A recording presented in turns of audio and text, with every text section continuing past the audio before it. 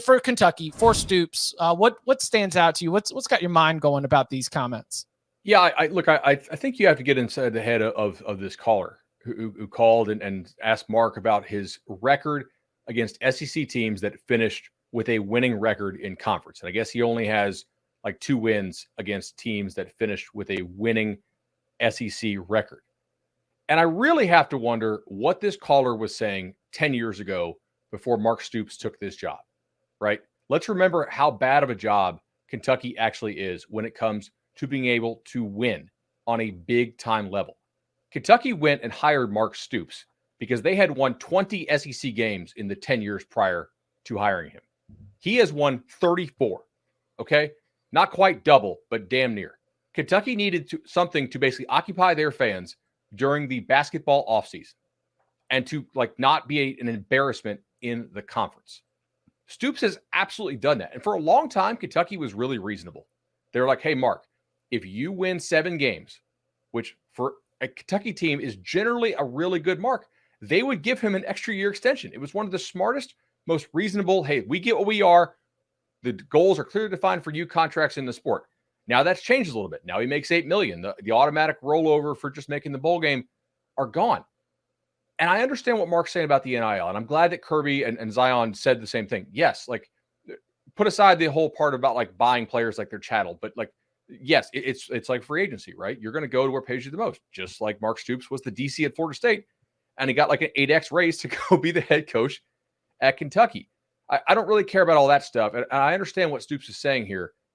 Do you know that in the previous 10 years, Kentucky also only won 2 games against teams that finished with a winning SEC record? But here's a crazy stat. Kentucky only had 3 wins in the previous 10 years before Stoops got there over teams that finished with a 4-4 record in conference. Basically, the only time Kentucky was winning games in conference were against the teams that were like Mississippi State, Vanderbilt. I went through this morning. The games Kentucky used to win in conference were against teams that finished 0-8, 1-7, occasionally 2-6. It was basically there was basically a 2-game SEC schedule that they had to pray for a win. They would occasionally get the Bluegrass Miracle, and they beat a Mark Richt team one year that was a major letdown. And I think they had a really wild win over that South Carolina team, one of the Spurrier years, right? Other than that, it was basically not. They were also getting blown out in SEC play a ton. Stoops teams play hard. He's raised the ceiling there. And yeah, could they use more NIL money? Sure, but they have some NIL money. I know about some battles they've won for players. They're kind of the number 1 guy on Kentucky's board. They're more like the 7th or 8th guy on the other team's board, and they outspend him for it, and they get him. But they don't need more NIL money. They need a time machine and a moving truck, okay? You need about 100 more years of fan passion, investment, history, tradition, and you need to move your location to a place that produces more good high school football players. Georgia, Florida, Baton Rouge, Birmingham. I worry that Kentucky is kind of getting Glenn Mason here with Mark Stoops. Mark Stoops has you at your absolute ceiling. I have no hopes for Kentucky ever being better than this. I will die before Kentucky wins the SEC. Okay. And with the next guy you hire will be worse than Mark Stoops, almost guaranteed. This is probably the best run Kentucky will ever have post World War II on the football field. This 10-year period. This is nuts that he gets any kind of heat there. But I worry because you're paying the $8 million now, because you got to spend the money on something, that the expectations are raised. But paying Mark Stoops $8 million doesn't change where Lexington is located, or where Gainesville is, or Baton Rouge, or Georgia. They're always going to get better players than you. And they wouldn't pick you even if you matched the money. You'd have to triple them. Well, yeah, to go to Kentucky over Georgia. This is to your point about location. The option that he's had is, okay, we're going to go into Ohio and try to get players there, and just try to swing that SEC card. But especially with the way that Ohio State and Michigan and Penn State are all running right now, getting players from that region is really, really tough. Yeah, I think it goes 2 ways though. He's trying to. You said they need to get hundreds of years of passion from their fans.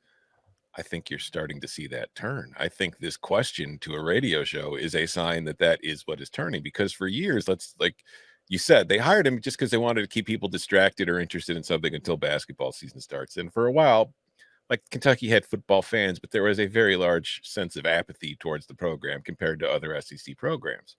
But now you're seeing that shift when you go from a bottom tier, doormat, to a team that is just competent at first for a fan base. The first few years, it's like, hell yeah, look at us. We're going to bowl games. This is awesome. And then after you're going to 6, 7, and 5, 8 and 4 for a few seasons in a row, the expectations start to raise because, okay, well, we're used to this now. Now we want more. So I think that it's a good sign that fans are kind of looking at really ridiculous statistics like your win and loss record against teams that finished with a winning season in the SEC play over the last 20 years, because it shows that they care. They care more than they did before. So the money that you're asking for, maybe you're going to start seeing it, because clearly the fans are more invested in the program than they probably were before Stoops got there. So I think this is all probably a good sign in the long run. He should leave, right? Now that they really think this program can do more, like he should go bounce and start a reclamation at Michigan State or somewhere else. Like there is no more to be had. Not as long as his boss understands.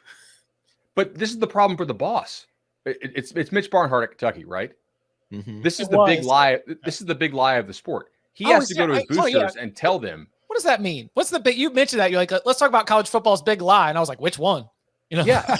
Okay. Right. So if you're Mitch Barnhart, you are probably like, you're not an idiot, right? You've made some really good hires, basketball and football.